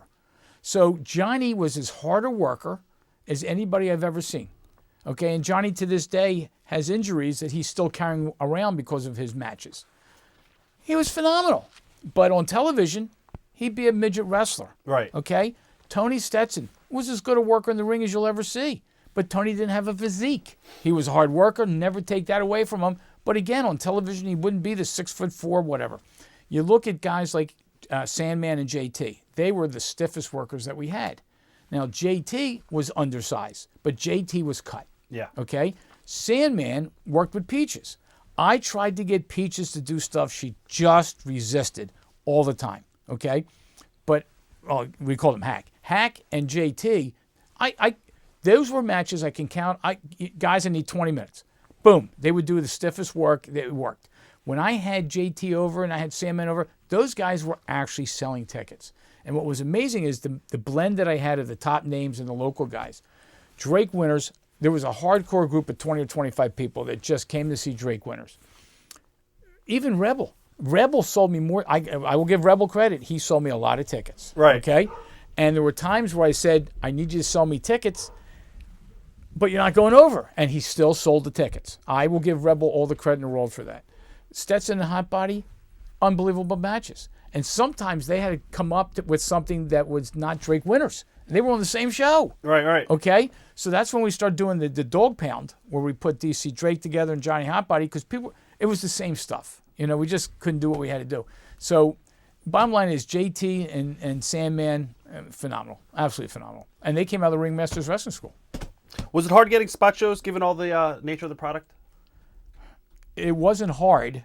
It was hard to pick the right ones. Right. There were a lot of people that wanted to run shows and just say, look, give us $2 a ticket. You know, we'll go sell some tickets for you. Well, that doesn't work. I will tell you again, in hindsight, if I was this age then, I could run 30 shows a month. Okay, today, if you have a promotion, you could run every weekend. I don't know about 30 shows. You could run every weekend. The problem is that the wrestlers aren't loyal to the promoters. Yeah. I used to have guys, I said to them, you're on every one of my shows, but that means that if there's 2 shows that night and you work for the other guy, you're done. And I had that. Yeah. Today, you don't get that. The loyalty isn't there. The promoter wrestler isn't there. It is what it is. The business side of this is what killed the business. You also got to work a little bit with Rick Rude? Rick was phenomenal. Again, it's a shame. All these guys have passed. Rick did a show for me at the Civic Center. You don't realize how built that guy was. Oh, yeah. See, that's what was amazing to me. That was the mark in me, okay? These guys, when you got to know them close up, were they were a sideshow at a circus. Yeah. Okay? Rick was just ridiculous. And I had him work against Paul Orndorff. And Paul Orndorff had a physique. Looked like nothing compared to Rick. Okay? Rick was, again, another true professional. Billy Jack Haynes? Billy Jack. Boy, you're picking names out of Yeah. nowhere. Because Billy Jack only worked for me one time. And I brought him in from Portland. Think about this one. This was a show in Delaware, if I'm not mistaken. And I had him come in as Crush. And I brought him in from Portland. What the hell for? Right, okay? right. But he was Crush, so he was a WWF name at the time. But Billy Jack's another one. Came to the building, did his job, left. And it's funny, I don't recall ever sitting down with Billy outside of the dressing room. Because as soon as he was done, he left, and I never saw him again. Summer Sizzler, I believe it was August '91. You had the Fantastics against Stan Lane and Jim Cornette. Come on. Come on. It was awesome. It's unbelievable. Yeah. And it's funny because I saw Bobby Fulton at your thing last, Right. I go to your things all the time. Go to his stuff. Icons of Pro Wrestling. I go there and they all remember me. That's awesome. Well, I go over to Bobby Fulton. Bobby's sitting right next to Abdullah, if you remember, Yeah, at the table. yeah. Well, we started talking about the old matches. And Bobby starts telling me, because Tommy obviously has passed away. But come on, man, I had Stan Lane and Cornette. Now, you got to understand something. Stan Lane, I actually had Stan against Al Perez one night in the Battle of the Sex Guys. Yes. Okay? There were women who would call me up. I remember some of their names. There were women who called me up. I want a front row seat. Why? Because Al's on the Al Perez had a following. Al is on the card. Tina's mom? Yeah. Well, remember Tina's mom? Oh, totally, yeah. Oh, my God. Well, Tina and Abdullah. I still have a photo of Tina and me and Abdullah. Wow. Okay? Tina's mom, in fact, do you know, is she still around? I don't know. I believe she is because I've seen her on Facebook. Okay. Yeah. Is she still around? Yeah. She'll tell you stories about when we went to Puerto Rico. I don't know if you heard that story. You We can lost our hotel. That's crazy. In That Puerto storm. Rico. We were there during Hurricane Hugo. Yep. Saturday morning, I'm on the radio from Puerto Rico, and I'm telling everybody there's not a cloud in the sky. At the end of the day, the whole world was falling apart. We lost our hotel. It's a long story. But Right. I do remember that. Oh, my God. So when the Fantastic and Stanley, come on, you can't get that anywhere. It's just amazing. There's a lot of. You had Owen Hart. I believe Now, Autumn Armageddon. Thing about Owen. Owen did not want to wrestle in the United States. Okay, he was wrestling in Mexico. He was wrestling in Germany at the time. And I wanted Owen. Now, again, my reputation was if I wanted Owen, I'm going to pay you. Owen, I want you. Well, Owen eventually agrees. I talked to Stu, and we got it all together. And Owen agreed to work the show, but he wanted to make sure he was working against a kid he can work with. The New Japan guy. New Japan guy. Right. So I started putting this deal together with New Japan. Now, I didn't realize at the time that there's New Japan, Old Japan, Newer Japan, Older Japan, and there's all these competing organizations. Right. Well, all of a sudden, they're calling me every day. We want to book the next show because they were getting press. So they bring in this kid. I can't remember his name. Azuka. Yeah. And they do a match, and the ring rope breaks during the match. I remember that. Now, you want to pick a match where you don't want the ring ropes to break is when you get two high flyers. They worked it. Now, the fans of Philadelphia, they get it. These guys did a match. It was over, and the entire audience stood up and gave them both standing ovations. Now, part of that was the wrestling fans recognized here was good guy, face, and this was going to work. They watched the match. It was a scientific match. There was no blood. There was no real crap outside the ring. These were just two guys wrestling. And then as a non-wrestler and not involved in the wrestling business when Owen passed away, I keep thinking, here there's dropping from the 80 feet to... He didn't have to do that. This was a guy that had a wrestling talent. They make him the Blue Blazer. They put him under a hood. They drink your milk, and they drop him 80 feet from the ceiling. That's the problem with the business. The wrestling was not what sold the WWF. It was all the crap that went around it. You also had on that big show, you had Terry against Sullivan, Eddie Gilbert and Medusa against Cactus and Luna. Is that great? It was awesome. It was awesome. These are dream shows. And I got to tell you a funny story. Luna and Medusa. Medusa, another true, again, all true professionals. Luna needed to shave her head. Right. Okay? Because she was going back to do all that kind of stuff. So we came up with this hair versus hair thing. Then we had the hair versus hair. Now, Cactus, it was Cactus and Eddie. Cactus could not wrestle because he had a deal going with Turner. Right. Well, if you watch the match, because again, this is on YouTube. If you watch the match, they're going at it. The girls are going at it. And everybody's waiting for something to happen with Eddie and with Cactus. Medusa gets thrown against the ropes, and Cactus Jack trips her up. Eddie Gilbert jumps down from the ring, runs around, and beats the living shit out of Cactus, and they start wrestling all over the place. You watch the match. The girls are going at it. Everybody's watching Cactus and Terry, Cactus and Eddie. It was just phenomenal. Did you already have Foley booked? Is that why he was able to do the show? Foley was booked, but he couldn't wrestle. Okay. In fact, he already had a contract. Did he already leave and already committed to you? No, when beforehand? he booked me before. Okay, and then he signed with them. Yeah, then he calls me up and says, I got a problem. Right. And I said, look, I've never had a no-show. I need you at the building. If you can't wrestle, you can't wrestle. He then tells me, if I remember correctly, I can't wrestle in the ring. I said, okay, you're going to do some shit on the outside. Gotcha. Okay? We had the same thing with Nikita. When Nikita had signed as well, because Nikita seconded Ivan, couldn't come in the ring. Well, I respected the business. I'm certainly going to pay these guys what these guys are going to make on television. Right. So whatever it was, but I didn't want a no-show. I never had a no-show. Now, at this time, was this all your money, or at what point does Todd get involved? No, this was all my money. Okay. Todd comes in. I'm running low on cash. This is 90, I'm going to say 90 or 91. Okay. And I'm running low on cash. And Todd had become, at that point, he was with me on every show. And we were using Variety Club to actually cover the insurance for our shows. And we were raising money for Variety Club. And Todd was really helpful. The neat thing with Todd is Todd had a business down at 10th and Sampson Street. And Todd had family money. So money wasn't the object with Todd. So Todd comes to me one day and says, look, if you're running low on money, let's talk. So I go down to his place, and I don't remember the exact details, but he agrees to become a partner. But he says, I need you to sign this because my attorney suggested that you do this. Well, I signed a note. It was a loan. He never became a partner. I know what he talks about. When I got out of the business, he filed that note as a lien against me for 20 years. Well, a lien stays on there for 20 years and then it disappears. I never paid back his money. He said he was a partner. He came in as a partner, but he never had me sign papers as a partner. He lent me money, okay? And then he puts the lien against me, so he validated that, in fact, that he lent me the money. Right. Okay?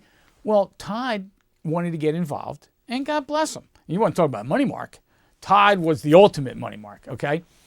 I love Todd to death. I know that everybody thinks that he and I hate each other. We met each other a couple years back at one of these the fests. Todd's fine. Todd did what he had to do. I remember when I decided to go out. It was January 18th of 1992. I went on the radio, and the only person at that time that knew I was leaving the business was my girlfriend at the time, who became my wife, Marla. Right.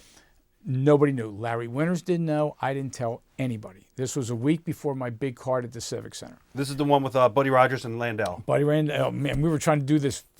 Buddy Rogers would have been a champion in 5 different decades.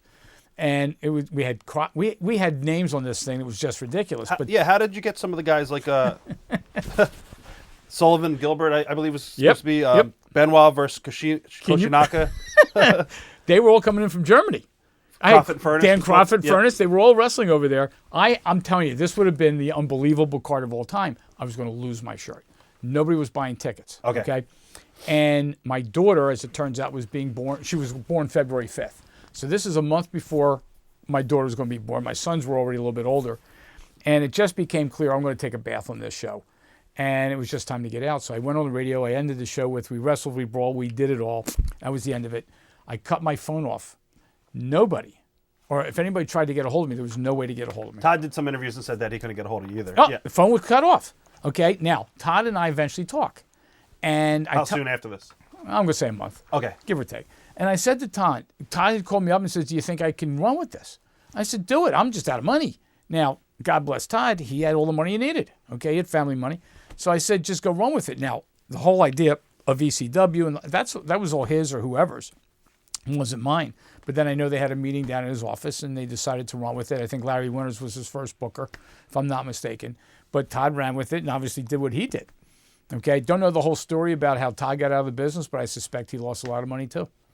Do you think that if you hadn't shut down and just postponed, things might have worked out better, or was it just a matter of you were done? No, I was done. Okay. I was done. It was one of those things, if I wasn't going to get television, I would never have been bigger than I was, okay? Todd was able to get television, and that's what happened.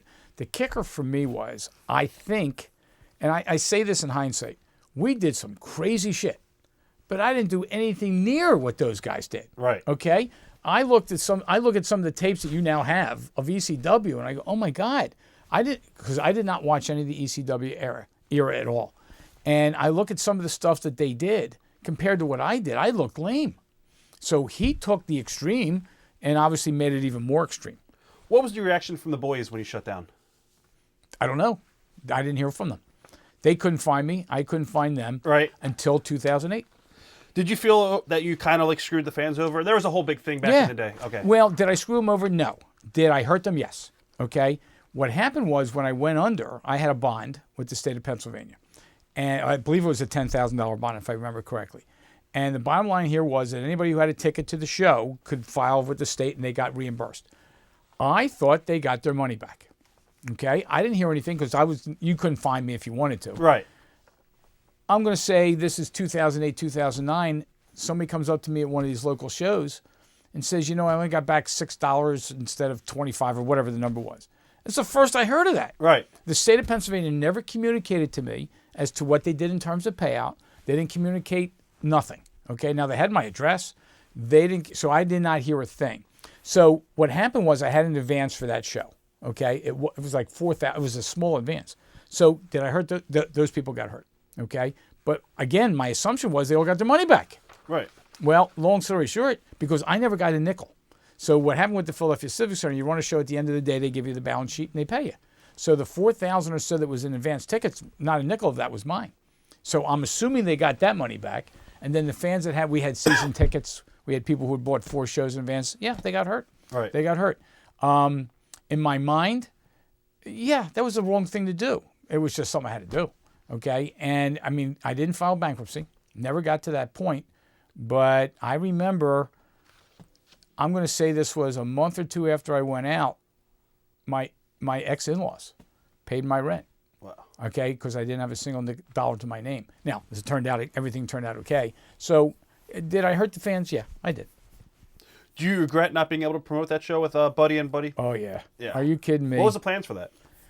Buddy was going to win it. Okay. Okay, Buddy was going to win it. Landell had no issues with that. I mean, Buddy Rogers had just a phenomenal reputation. Easy to work with? Oh, unbelievable. Buddy was very close to Carmella. Yes. I mean, I got to Carmella through Buddy. And she had, I think she got his car, right? Oh, yeah. Oh, that's another story. I actually drove in that car. Buddy Rogers had Yeah. a big Lincoln Continental, and she bought it. So Carmella, God bless her. I mean, Carmella assisted a lot in what ultimately happened here. But Buddy Rogers was, again, true professional. When we ran the press conference at the Philadelphia Original Sports Bar, he ran it. I mean, it was, and Buddy, God bless him, if he wasn't the age he was, we were worried about the match. We had talked about it. We had discussed it. What would happen if? I mean, he was older at this point, Right. and he wasn't in the best of health. He passed away, what, a couple years after that? I believe so, yeah. Yeah, right after the match. So I'm sorry it didn't happen because it would have been great to have had that happen. Buddy Landell was scripting the match. Landell came up with the whole match, okay? And I'm telling you, Buddy had Buddy Rogers over big time. Buddy had no issues with that. Right. It's another, again, true professional. He knew what he was there for, okay? And now, just to show you how crazy I was, you know who I wanted to have ref that match? Who's that? Ric Flair, That would have made sense. okay? That would have been awesome. Just wasn't going to happen, Yeah. okay? Oh, I wanted Flair to referee that match. You have no idea. That would have been awesome. No idea. Another Tang G. Easy. Yeah. Easy. Do you regret how the whole company ended? In hindsight, yeah. Okay. I'll tell you what, in today's world, between Facebook and all this crap now, to have what I had today, unbelievable, okay? Except I couldn't have what I had then today because of television. Television, the one sport that TV totally screwed up was professional wrestling. Were you ever close to getting TV? I had conversations. I will never say I was close. Okay. My biggest shot was when I was with the original sports bar, because the fellow who was running the sports bar was connected with Channel 17. So Right. we had conversations, but for me to tell you it was close, no. Okay. As ECW started, did you have any conversations at all with Todd about maybe helping him out? Zero. Zero? Okay. Zero. The only time I had that one conversation with Todd, whenever that was, and that was the end of it. Zero. Do you think that Tri-State Wrestling got the respect that it deserved for pretty much putting ECW on the table? Nope. Because you did. You Oh pretty yeah. much, Look, I know in hindsight's always 20/20. right. I started it all. Without a doubt. Okay. Name me. They had a wrestler who had the name of Tragud or something. Took Right. my name and made it backwards and made him a Hardgood. dog. Yeah, Yeah. okay. No, I got none of the respect. In fact, what's interesting today, the people who are really in the know, they know. And they still come up to me and they say, you were still the guy. Dean Dixon called me the godfather of hardcore. Right. Okay. I started it. I know I started it. They picked up on it, made it better than I could have ever made it. I started it. 100%. Yeah. I agree with you. No question. Talk about going into the insurance business after Tri-State. Well, no, actually, I was in the insurance Yeah, business that's right. before. I started in the insurance business April 1st, 1976. Wow. Okay. I started the wrestling stuff in the 80s, the mid to late 80s. So I had an established insurance practice. And if you know anything about insurance, you got to establish the practice and build your brand. Well, I built my brand, and here I start dabbling with wrestling. Like I needed this like a hole in the head. Right. But once it look, anybody's watching this tape knows exactly what I'm talking about. It's like drugs. Once it's in your system, it's in your system. If I was a Rob Feinstein and made this my career, I'd be happier than shit. Right. Okay. It started to work where I was doing my insurance stuff during the day, but I was doing the wrestling stuff at night and weekends. And the Philadelphia Business Journal did a story on me, good heart by day, good heart by night. I still have it hanging on my wall at home. The problem was I started looking like a wrestler. I let my hair go long. I remember. My hair was 12 inches long. I put the sunglasses on. I used to wear my snakeskin boots all the time. It didn't look like an insurance professional. And in 1989 is when I made the break. December 1st of 89, I resigned from my position. Now, I walked away from a six-figure income to get into wrestling, okay? I realized if I didn't do that, I'd never know. So if I'm going to succeed or fail, whatever the heck's going to happen. Well, if you look at the videos, there I am with the dark glasses. I wear the tuxedo. I got the long flowing hair. Right. You can't picture sitting down with somebody and talking about insurance with that stuff. Well, when I left the business, when I left the wrestling stuff in January of 92, my daughter, as I said before, was being born in February. I had to go back to business. Well, long story short, about May of 1992, I sit down with some people at Prudential. And there's two guys I'm sitting with. One guy's name is Glenn Pellicott. I remember the name. I think he's since passed away. I sit down, we're talking, and Glenn says, "You were in professional wrestling." And that's when I realized there's a lot of people out there. We used to have our shirt. Do you remember our shirt? I'm out of the closet, no longer meek. I'm finally admitting I'm a wrestling freak. Right. Okay? It is unbelievable how many people watch this stuff, knew about us, knew about me, just never connected. They never. If everybody who listened to my radio show bought a ticket, we used to have 23,000 listeners per quarter hour on the radio. Well, if all 23,000 people would have bought a ticket, I'd still be in the business. Okay? Well, people would listen, but there was a lot of people. It was like Trump this year. There were a lot of people voting for Trump that would never tell anybody they voted for Trump. Well, there were people who were wrestling fans that would never tell anybody they were wrestling, let alone go to a wrestling show.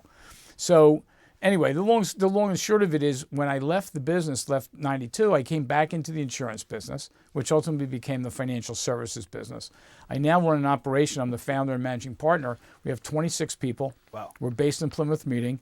I'm busier than all hell, but I still every once in a while just I have to go to a show. Right. Well, back in 2008, 2009, I got a call from Mike Tartaglia, Michael Bruno. Yep. And Michael was another one that started at my wrestling school. He calls me up and he finds me at the office. And I pick up the phone, and keep in mind, from 92 to when Mike's phone call, I did not talk to one person in the wrestling business at all. Nobody, okay?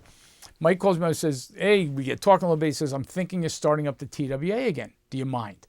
Now, after 25 years, what am I supposed to say? So I said, "Yeah, go for it." If I knew that he was going to take the name and then blow it up, which is what he did. Right. So he ran a couple of TWA shows, and then he buys ECWA and kills my TWA. It's gone. Yeah. There are days I sit back and say, you know what? I could rebrand this TWA all over again. Without a doubt. I could do it. The problem is there's no talent. I got the local talent. I know where the local talent is. These kids are phenomenal. But my branding and the way I did it, there's not a whole lot of big names out there that are available anymore. Everybody's under contract. It's under contract, so it's not going to happen. At one point, you sent mailers out to the wrestling fans plugging the business in it with the tagline, "Good Heart is back." What was that about? I don't remember that one. Yes. Somebody told me, but I don't. Yeah, when was that? It was maybe in the early 2000s. No, that's not what it was. Okay. Now I remember. Carmel and I get together. I'm trying to remember how I met Carm, but we were at a party. No, we were in her house. We were in her house, and somebody now you have video phones, Right. Okay? And we did a little script that we were coming back, Wrestling Radio's coming back. I didn't realize, idiot me, that there's podcasts. So when we said Wrestling Radio's coming back, everybody thought we were going to have a radio show. Right. Well, it never happened. Okay. So it wasn't a mailer. It was an actual video that showed up. My guess is you can find it somewhere. Oh, yeah. There's a video there. It's Carmela and I with some music. We did it 10 times to get it to the music. I'm standing behind Carmela. I point to Carmela. She points to me. That's what that was. Was there anybody in the business that you talked to afterwards at all? None. Nobody. From Wow, just- January 18th of 92 to Mike Bruno's phone call, with the exception of that one phone call to Todd, never spoke to a single person in the business. How closely did you follow the business once you left?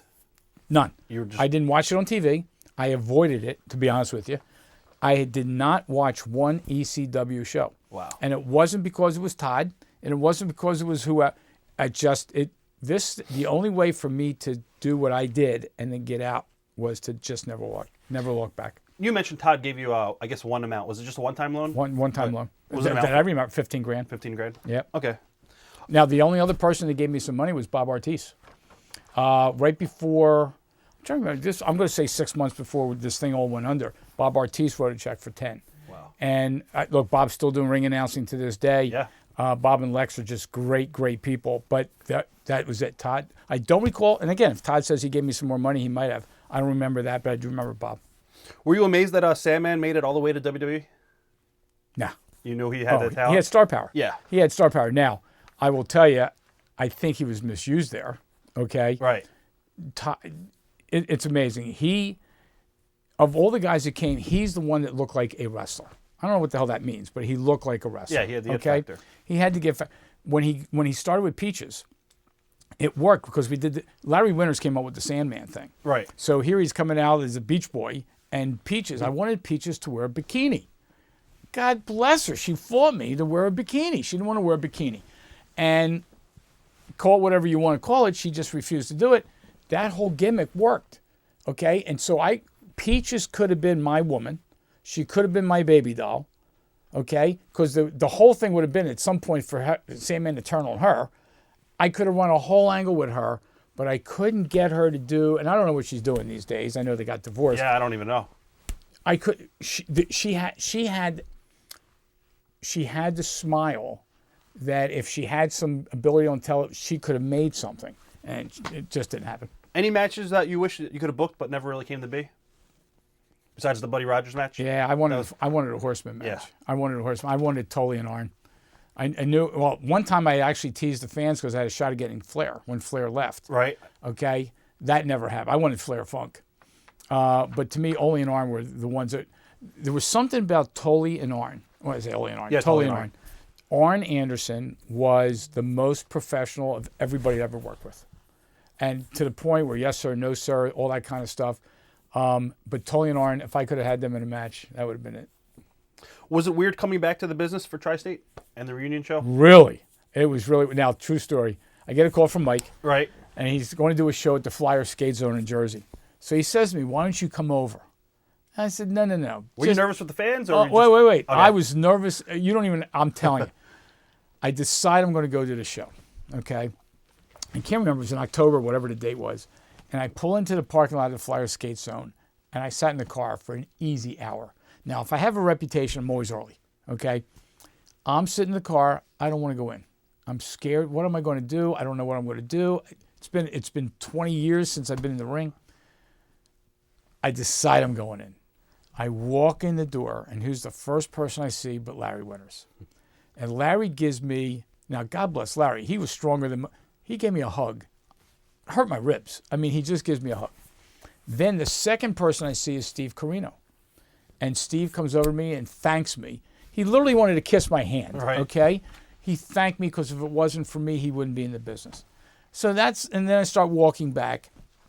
And I go back, and all of a sudden, Kaluuya's there, and Brandy's there, and some of the old guys were there. Stetson, I think, was there. And everybody's saying the same thing. Where have you been? You know, we miss you, all this kind of stuff. And so, yeah, I was really scared. Now, I also knew that when I walked in that door, it would never be the same again. So I started going to the matches, and Mike was running some shows, and then Mike used me in an angle for one thing or another, and he had Buddy Landell in one of the shows, right, where Buddy was wrestling, I can't remember who, to give up the strap to the local, whoever it was. Yeah. And that's when I got to meet guys like Breaker, and I got to meet the guys, and they all knew of me. That really freaked me out, because I never realized the impact that I had in the business. I do now. Oh, yeah. But back then, I didn't realize the impact. And then I'm watching slowly but surely Mike buries the TWA, and it just, the TWA can still make a name for itself. I just leave that at that. What do you think your legacy in the business should be? I wrestled, I brawled, I tried it all. Okay? That's, the legacy is that I tried to give the fans what I thought the fans wanted. For the most part, I think I did.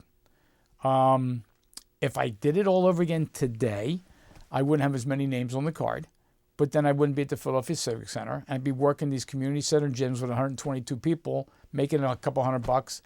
Knock on wood, I don't need to do that. And if I ever got back in the business, it would be in a big way. Any final words for the fans that might be watching this that you never had a chance to Support the independents. Support the independents. Vince doesn't need you. Okay, Vince has all the television. He doesn't need you. Even the TNAs and go to these little independent shows. The guys who are working these shows give it all they got. They get paid very little, and they're worth it. Yep. And I'm telling you, I go to some of these ECWA shows, and I watch some of these guys. Unbelievable. And you don't have to be 6'4" to be successful.